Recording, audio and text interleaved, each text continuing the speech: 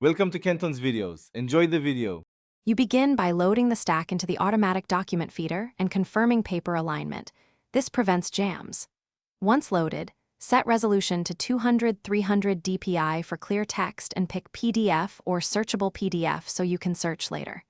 Make sure duplex is enabled if scanning double-sided documents.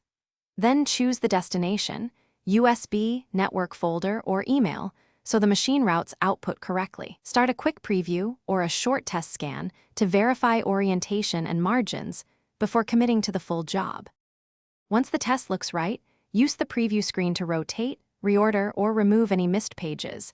This saves time and avoids rescans. Enable OCR and select the correct language so the resulting PDF is searchable and editable. Higher OCR quality helps with small fonts.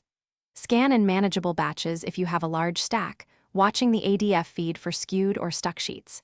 If you see problems, pause, fix the stack, and resume. That way you avoid corrupting the entire file and maintain consistent page order.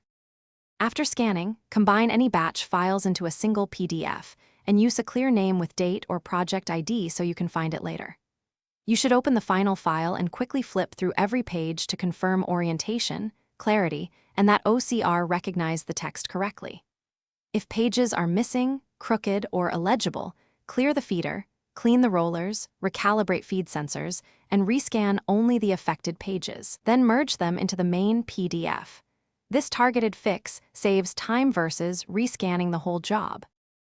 Thanks for watching. Consider subscribing if we helped you.